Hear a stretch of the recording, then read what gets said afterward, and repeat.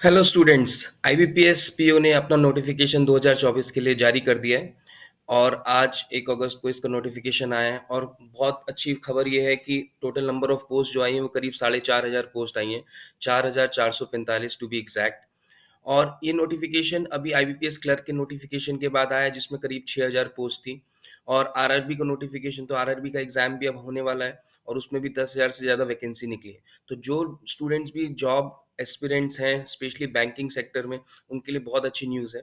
और आईबीपीएस जाना जाता है अपनी fast and fair transparent process के लिए।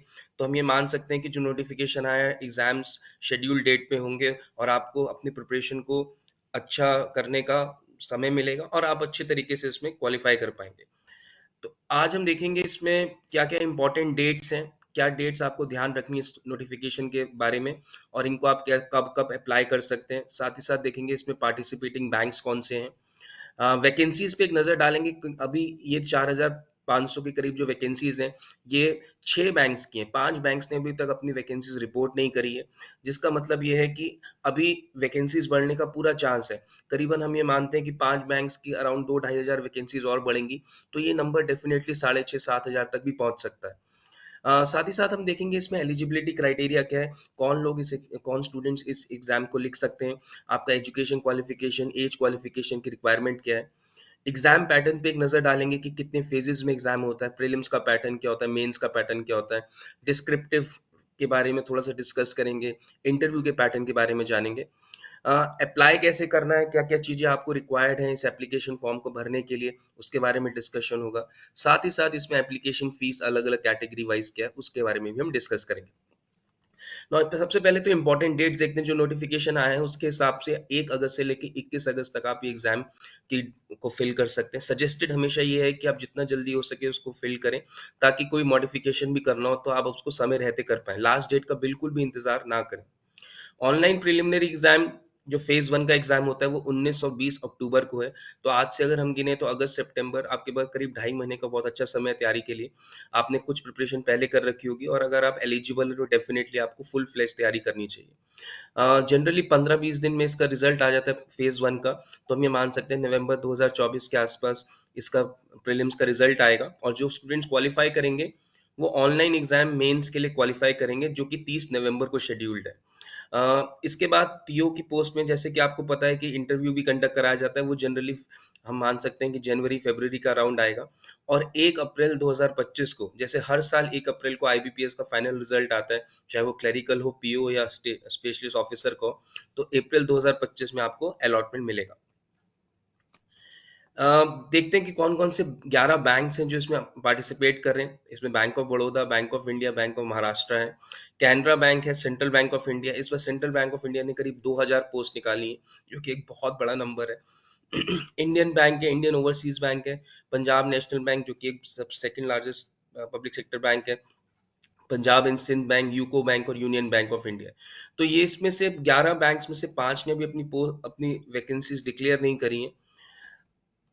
अगर ये नज़र डालें कि वैकेंसीज कैसे-कैसे डिस्ट्रीब्यूट हुई, तो आप देख सकते हैं कि bank of Baroda, bank of Maharashtra, Indian bank, UCO bank और यूनियन बैंक ऑफ इंडिया, इन्होंने अभी तक अपनी वैकेंसीज डिक्लेयर नहीं करी हैं, जो कि ये सजेस्ट करता है कि डेफिनेटली ये नंबर ऊपर जा सकता है। तो इसमें हम 4,500 वैकेंसी डिक्लेयर हुई हुई हम मान सकते हैं कि आराम से इसमें 2-2,500 वैकेंसीज बढ़ने की अभी भी गुंजाइश है।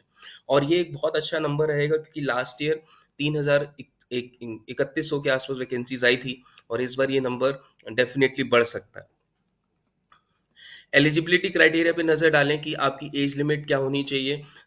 1 अगस्त 2024 तक आपकी मिनिमम 20 साल उम्र हो जानी चाहिए तथा मैक्सिमम आप 30 साल से ज़्यादा नहीं होने चाहिए।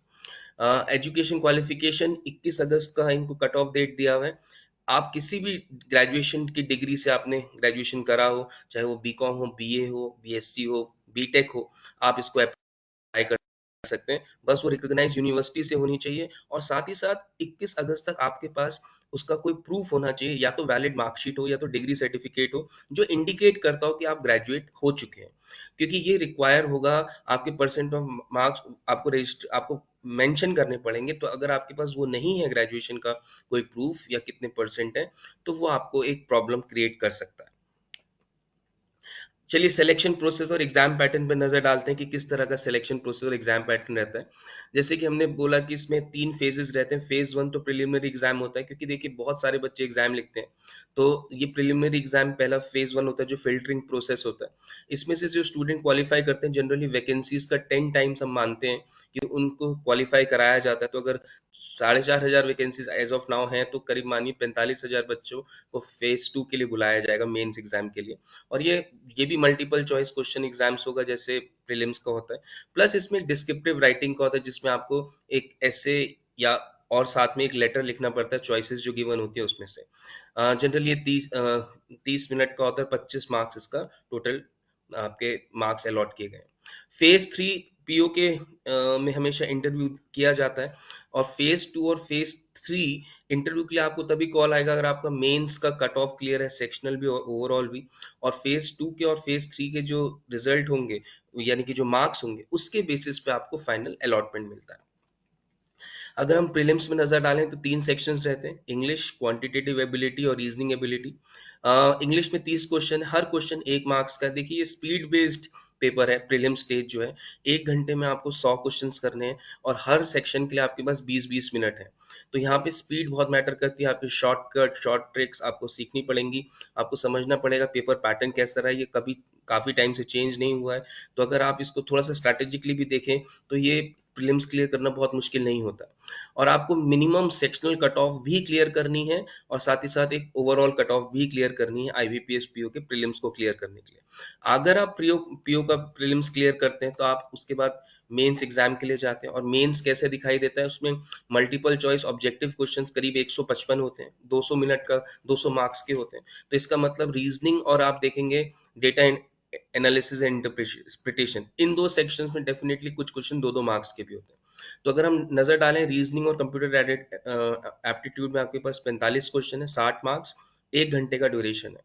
General awareness, banking awareness, economy, current affairs, इसके 40 क्वेश्चन रहेंगे, 40 मार्क्स के। इसमें हर क्वेश्चन 1 मार्क्स का है। इंग्लिश लैंग्वेज के 35 क्वेश्चन रहते हैं, उसका टोटल मार्क्स 40 रहता है, और 40 मिनट का समय है। और जो मैथ्स वाला पार्ट है, वो स्पेशली डेटा इंटरप्रिटेशन से काफी डोमिनेट रहता है। और आप देखेंगे 35 क्वेश्चन में 60 मार्क्स है। तो ये मान के चलिए डेफिनेटली इसमें काफी क्वेश्चंस होंगे जो 2-2 मार्क्स के भी होंगे। और वो एक अपॉर्चुनिटी होती है आपको स्कोर मैक्सिमाइज करने के लिए। देखिए लंबा पेपर है, 3 घंटे का पेपर है, 200 मार्क्स है और 155 क्वेश्चन है। तो आपको अपना स्टेमिना भी बिल्ड करना पड़ता है इतने 2-3 घंटे बैठने के लिए। और आपको मॉक्स खूब सारे लिखने की आदत होनी चाहिए, तभी आप इस एग्जाम में अच्छा कर सकते हैं। जब आप मेंस में अगर आपका क्लियर हो जाता है, मेंस अगर आप क्वालिफाई किए होते हैं, तो आपको डिस्क्रिप्टिव मेंस के जस्ट बाद आप डिस्क्रिप्टिव करते हैं। डिस्क्रिप्टिव में बेसिकली आपको एक लेटर राइटिंग और एक ऐसे राइटिंग करना होता है। लेटर राइटिंग में बेसिकली आपके पास जो भी ऑप्शन चॉइसेस गिवन होती है, उसमें से एक लेटर चूज करके आपको लिखना पड़ता है। जनरली एक फॉर्मल और इनफॉर्मल लेटर में चॉइस होता है। एक ऐसे आपको जो चॉइसेस गिवन होती है, ऐसे जनरली सोशल इश्यू हो सकता है, कोई पॉलिटिकल इश्यू हो सकता है, इकोनॉमी से रिलेटेड हो सकता है। अगर आप न्यूज़पेपर पढ़ते हैं, रेगुलर मैगजीन्स रीड कर रहे हैं, जो कि आप अपने करंट अफेयर्स के लिए करेंगे ही, तो वो आपको हेल्प कर सकते हैं ओपिनियन बिल्डिंग में और साथ ही साथ कंटेंट प्रोवाइड करने में।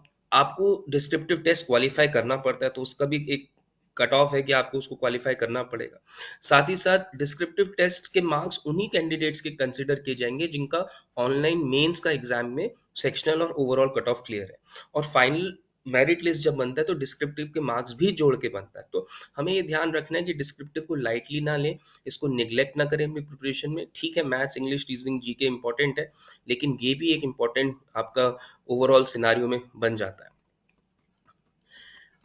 अब बात करें कि क्या-क्या बेसिक चीज़ें और हमको ध्यान रखनी है। एक तो ये कि आपका मिनिमम सेक्शनल और minimum overall cut off short listing of interview के लिए ज़रूरी है। आपको इंटरव्यू का कॉल तभी आएगा जब आपका सेक्शनल कट ऑफ भी क्लियर है और ओवरऑल स्क्वायर स्कोर भी क्लियर है। ऑनलाइन मेन एग्जाम्स में आप इंटरव्यू के लिए तभी होंगे, और आगे आपका शॉर्टलिस्टिंग भी इन दोनों के बेसिस पे ही होगा, मेंस एग्जाम और इंटरव्यू के स्कोर पे। नेगेटिव मार्किंग है तो गेस वर्क से बिल्कुल बचिए। कोशिश कीजिए कि गेस वर्क मिनिमल हो। और जैसे हमने कहा कि मेंस के एग्जाम में तो कुछ क्वेश्चन 2 मार्क्स के भी होंगे, तो उसमें नेगेटिव 0.5 तक जाएगा। तो आपको ये ध्यान रखना है कि जो भी आप अच्छा दूसरे सेक्शन में कर रहे हैं, वो उसमें नेगेटिव ना करें। तो गेस वर्क को अवॉइड करें, अपने आंसर्स पे कॉन्फिडेंट रहें, जितना आपको आता है, जो आपने प्रिपरेशन करी है, उसके बेसिस पे अपने एग्जाम को टारगेट करें। अप्लाई कैसे करना है? आप आईबीपीएस की वेबसाइट पे, ऑफ़िशियल वेबसाइट पे जाके अप्लाई कर सकते हैं, और कोई तरीका नहीं है। ऑनलाइन एप्लीकेशन ही होगा इसका, ऑफ़लाइन का नहीं होता। और कुछ प्रीरेक्विज़िट, यानी कि कुछ चीज़ें आपको पहले से तैयार करनी चाहिए जब आप ऑनलाइन एप्लीकेशन के लिए जाएँ।